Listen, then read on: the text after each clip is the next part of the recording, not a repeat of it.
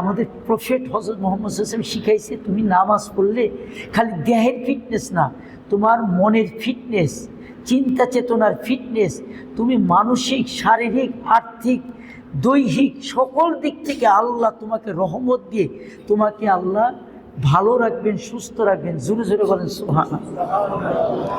তো নবী কি বলেছেন? ইবনে আব্বাস রাদিয়াল্লাহু তাআলা থেকে আরেকটি হাদিস হাইসামির মধ্যে এটা আছে, কানা রাসূলুল্লাহ সাল্লাল্লাহু আলাইহি ওয়াসাল্লাম ইয়া রাকা ইস্তাওয়া ফালাউ সুব্বা আলা জাহিহিল মাউদ লা ইস্তাকাররাউ কামা ক্বালা আলাইহিস সালাম। নবী বলেন, ইবনে আব্বাস বলেন, যখন রাসূল সাল্লাল্লাহু আলাইহি ওয়াসাল্লাম রুকুতে যেতেন তিনি পিঠটাকে সোজা রাখতেন, হেঁকা বেঁকা রাখতেন না, এমনি না অমনি না।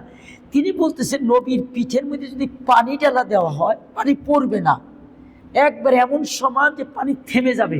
সুবহানাল্লাহ।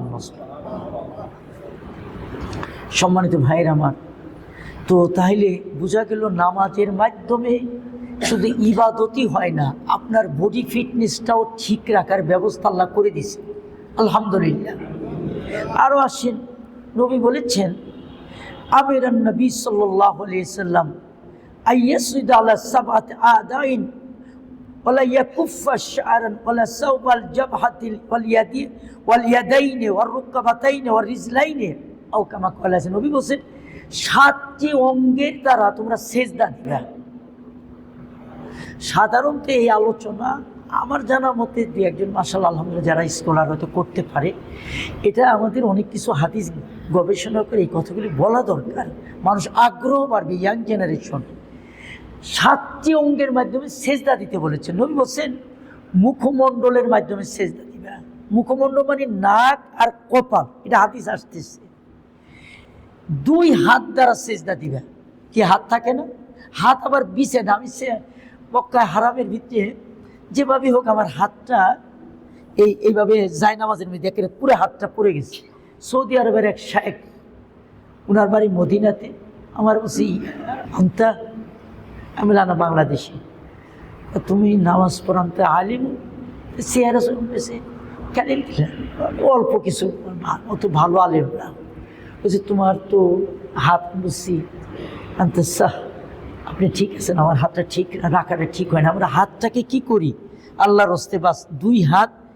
নিয়ম হলো এই কবজিটাকে, অনেকে বলেন বুজুর্গানের যে একটা কবুতরের ডিম যেন রাখা যায় এইভাবে রাখতে হবে সেই, কিন্তু আমরা হাতটাকে করি কি মেলে দিই একেবারে জায়নামাজের মধ্যে, আল্লাহর হস্তে আরাম করে দিন না।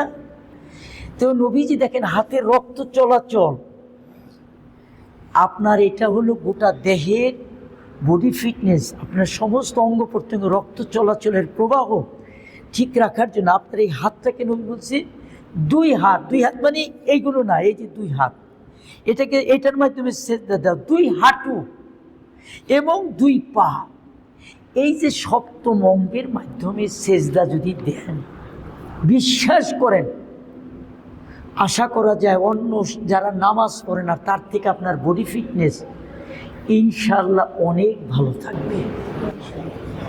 কথা কন না কেন? ইনশাআল্লাহ থাকবে না, থাকবে না। যারা বুড়া মানুষ মাইন্ড করেন না, দেখবেন তারা চেয়ার ছাড়াই নামাজ পড়তেছে। তারপরে অনেকের সমস্যা হতে পারে, দেখলো অল্প বয়সী পোলাপান দাঁড়াইতে পারতেছে না, তো দাদা বয়সী বুড়া উনি ঠিক আছে, আর নাতি বয়সী ছেলে উনি ঠিক নাই। দাদা তো ছোটোকাল থেকেই জামাতের সাথে নামাজ পড়ে, এই জন্য দাদার ফিটনেস আল্লাহ ভালো রাখছে। তাহলে আমরা নামাজ পড়লে দৈহিক যে ফিটনেস এটাও আল্লাহ ভালো রাখবেন, আলহামদুলিল্লাহ।